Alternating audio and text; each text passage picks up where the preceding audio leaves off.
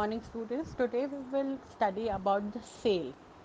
So sale means a transfer of ownership, right to possess something of the property in exchange for a price, money.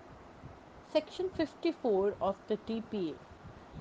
So student section 54 of transfer of property act क्या कहता है, वो ये कहता है कि cell जो है वो ट्रांसफ़र ऑफ ओनरशिप है, यानी कि अपना मालिकाना हक ट्रांसफ़र करना है in exchange of a price और अ मनी। किसकी एक्सचेंज में? प्राइस की, पैसे की शक्ल में। So the seller is the person who transfer the property. Seller वो है जो ट्रांसफर कर रहा है अपनी प्रॉपर्टी को, and buyer is the person to whom property is transferred. और बायर वो है जिस पे प्रॉपर्टी ट्रांसफर होके जा रही है। Consideration in a sale is usually money. So वैसे तो स्टूडेंट यूजुअली पैसा ही होता है, अगर हमने कोई चीज़ सेल करी है तो उसका कंसिडरेशन हम पैसे को ही मानते हैं।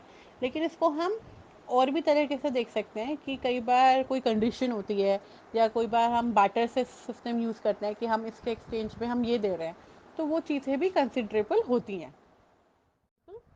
A sells his house for ₹2 lakh to B, this is called sale. A ने अपना घर बेचा बी को 2 लाख रुपए में, तो इसको हम सेल कहेंगे। Here A is the seller, यहाँ पे ए जिसने घर बेचा वो तो सेलर है। बी इज़ द बायर, जिसने वो घर खरीदा वो बायर है।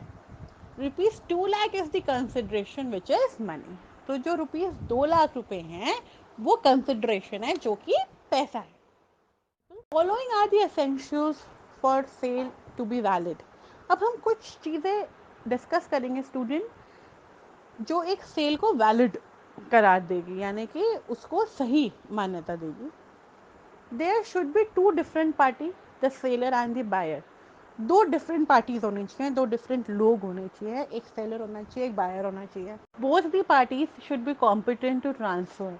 यहाँ पर स्टूडेंट कॉम्पिटेंट टू ट्रांसफ़र का क्या मतलब है, हमने ये पढ़ा था लास्ट अपने लेक्चर में भी, कि जो पार्टी है वो माइनर नहीं होनी चाहिए, मेजर होनी चाहिए, 18+ होनी चाहिए। साथ में the party should have sound mind, किसी भी तरह का मेंटल डिसऑर्डर नहीं होना चाहिए। तो that is the meaning of competent to transfer. The property to be transferred should be in existence. जिस प्रॉपर्टी को आप ट्रांसफ़र कर रहे हो वो एग्जिस्ट करनी चाहिए, वो होनी चाहिए। Consideration for the transfer should be money. जो भी ट्रांसफ़र कर रहे हैं हम प्रॉपर्टी को, उसका जो कंसिडरेशन है वो पैसा हो। The contract should be in accordance with law. तो जो कॉन्ट्रैक्ट बनेगा, जो सेल डीड बनेगी, जो सेल एग्रीमेंट्स बनेगा, वो इन अकॉर्डिंग्स टू लॉ हो, यानी कि उस पर पूरी प्रॉपर कानूनी कार्रवाई हो। Rights and liabilities of buyer and seller. So let us talk about the liabilities of the seller. Disclose defect of the property which is known to the seller and is not known to the buyer. So जो liabilities हैं seller की, यानी कि भार जो seller पर है, वो सबसे पहला ये है कि अगर उसकी प्रॉपर्टी में कोई भी डिफेक्ट है तो वो सेलर जो है वो बायर को ज़रूर बताए। अगर इस तरीके का कोई भी डिफेक्ट है तो produce to the buyer all document of the title, document regarding ownership related to the property। जो एक्चुअल पेपर हैं प्रॉपर्टी के वो बायर को ज़रूर दिखाए जाएं, जिस पे उसका नाम हो, यानी कि टाइटल मीन्स कि वो जो ओनरशिप है उस प्रॉपर्टी की, उससे रिगार्डिंग जो डॉक्यूमेंट है वो दिखाए बायर को।